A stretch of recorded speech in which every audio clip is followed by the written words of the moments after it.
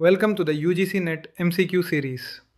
Question: which of the following statements are not correct regarding the ICT based e-governance? A. E-governance reduces the cost of government. B. E-governance reduces the transparency of government. C. E-governance increases citizens' input into government. D. E-governance increases bureaucratic red tapeism. Choose the correct answer. 1. A, B and C only. 2. B and D only. 3. B, C and D only. 4. A and C only. You have 5 seconds to guess the answer. 5, 4, 3, 2, 1. The correct answer is option 2, B and D only. Explanation: the question asks us to identify the incorrect statements. Let's break them down. Statement A is correct. E-governance generally reduces the cost of government operations by streamlining processes, reducing paperwork, and improving efficiency through automation. Statement B is incorrect. E-governance actually increases, not reduces, transparency by making information more accessible to citizens through online platforms and open data initiatives. Statement C is correct. It provides greater opportunities for citizens to engage with government processes and participate in decision making through digital channels. Statement D is incorrect. The entire goal of e-governance is to reduce bureaucratic red tape through digitization, not increase it. Question: who among the following said, like physics or chemistry, administration is governed by principles? 1. L. D. White. 2. H. Simon. 3. Gulick. 4. Urwick. You have 5 seconds to guess the answer. 5, 4, 3, 2, 1. The correct answer is option 3, Gulick.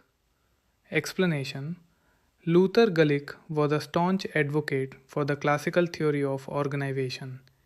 He firmly believed that the study of administration, when guided by efficiency, could actually be elevated into a hard science, completely equal to other scholarly disciplines.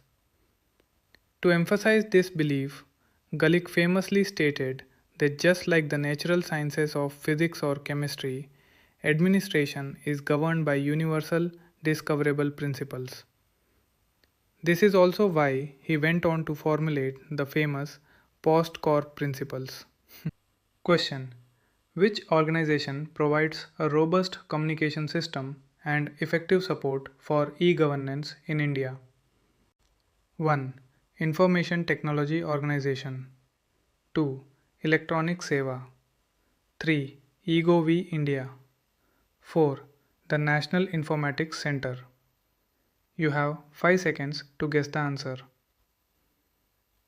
5, 4, 3, 2, 1. The correct answer is option 4, the National Informatics Center. Explanation: when it comes to the technical and digital infrastructure of the Indian government, the National Informatics Center (NIC) is the primary powerhouse. It is the premier science and technology organization that provides a robust communication system and vital, effective support for implementing e-governance across the entire country. Question: when the Legal Services Authorities Act 1987 was amended in to provide for the establishment of the permanent Lok Adalats to the public utility services? 1. 2006. 2. 2002. 3. 2005. 4. 2007. You have 5 seconds to guess the answer. 5, 4, 3, 2, 1. The correct answer is option 2, 2002. Explanation: the Legal Services Authorities Act of 1987 was a landmark piece of legislation. However, to handle specific types of everyday disputes more efficiently, a crucial amendment was made in the year 2002. This 2002 amendment specifically introduced permanent Lok Adalats (PLAs) for public utility services under Section 22B of the Act. The main goal was to provide speedy and cost-effective justice for disputes related to essential public services like transport, postal services, and telecommunications.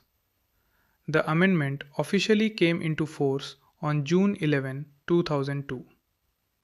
Question: arrange the following committees on electoral reforms in India in chronological order. A. Joint Parliamentary Committee on Reform of Electoral Law. B. Goswami Committee on Electoral Reforms. C. Tarkunde Committee on Electoral Reforms. D. Election Commission's Campaign Against Criminalization of Politics, known as VORA Committee. Choose the correct answer from the options given below. 1. A, C, B, D. 2. A, B, D, C. 3. B, C, A, D. 4. C, D, A, B. You have 5 seconds to guess the answer. 5, 4, 3, 2, 1. The correct answer is option 1. A, C, B, D. Explanation: let's map out the exact timeline of these critical committees that have worked to reform the Indian electoral system. Joint Parliamentary Committee on Reform of Electoral Law. A. This was the earliest among the options, formed in 1971-72. Tarkunde Committee. C. Appointed by Jayaprakash Narayan, this major committee submitted its report in 1975. Dinesh Goswami Committee. This highly cited committee on electoral reforms was formed in 1990. VORA Committee EC Campaign. The famous VORA Committee report on the criminalization of politics came out in 1993. Question: which of the following ministry is associated with Swachh Survekshan?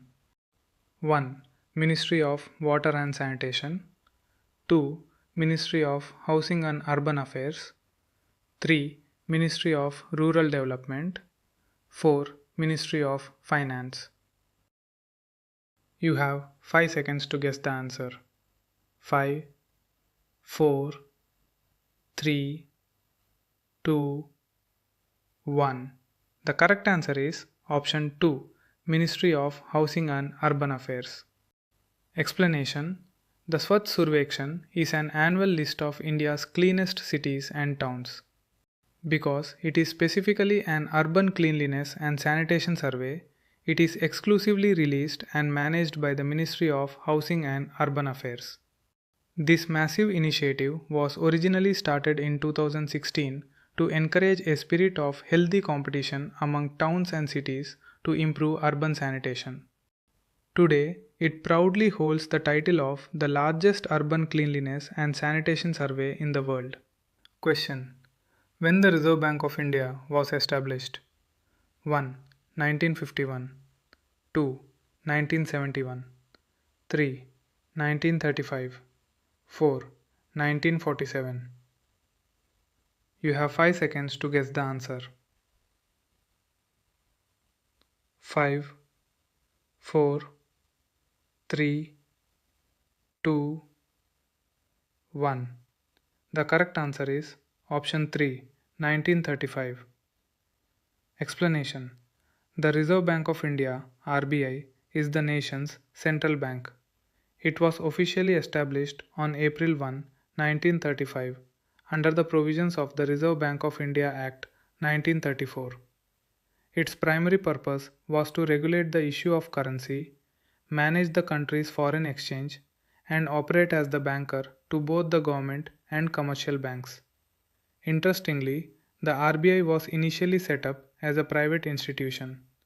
It wasn't until after India's independence that it was fully nationalized in 1949, making it completely owned by the Government of India. Also, its headquarters was originally in Calcutta, Kolkata, before being permanently moved to Mumbai in 1937. Question: Mazdoor Kisan Shakti Sangathan (MKSS) pioneered which movement in India? 1. Namantar Andolan. 2. Nirbhaya Movement. 3. Jan Sunwai. 4. None of the above. You have 5 seconds to guess the answer. 5, 4, 3, 2, 1. The correct answer is option 3, Jan Sunwai. Explanation: the Mazdoor Kisan Shakti Sangathan (MKSS), an influential grassroots organization based in Rajasthan, pioneered the Jan Sunwai public hearing movement. A Jan Sunwai is a powerful social accountability process. During these public hearings, local authorities are required to read out official expenditure records and public works details in front of the villagers. This allows the public to cross-check government claims against the actual work done on the ground, thereby exposing corruption and ensuring transparency.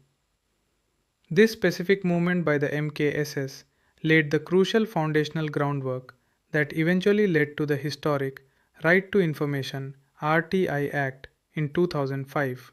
Question: a person who is in the know of things and is willing to alert the controlling authority by disclosing the corrupt act or practice that takes place. 1. Lokayukta. 2. Ombudsman.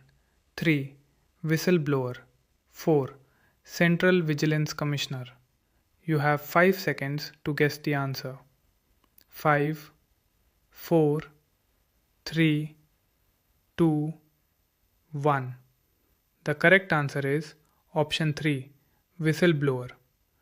Explanation: a whistleblower is specifically defined as an individual who has insider knowledge of illegal, illicit, or unethical activities occurring within an organization and who takes the brave step of disclosing these activities to the public or to a higher controlling authority to expose the corruption or misconduct.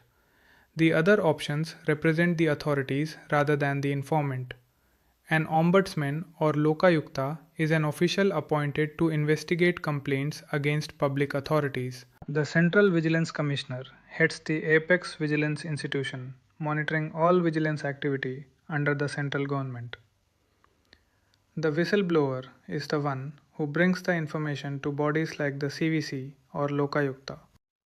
Question: which is the nodal agency to achieve sustainable development goals in India? 1. Niti Aayog. 2. Ministry of Environment, Forests and Climate Change. 3. National Environment Engineering Institute. 4. Indian Institute of Sustainable Development. You have 5 seconds to guess the answer. 5, 4, 3, 2, 1. The correct answer is option 1, Niti Aayog. Explanation: while it's tempting to link sustainable development directly to environmental ministries, the correct answer is the Niti Aayog. The Niti Aayog acts as the official nodal agency in India, responsible for coordinating and strictly overseeing the implementation of the Sustainable Development Goals (SDGs). It plays the central role in monitoring national progress, aligning India's development agenda with the global SDG targets, and ensuring that various states and sectors contribute effectively toward achieving these monumental goals. Thank you for watching. Follow, subscribe, and share for more UGC NET MCQs.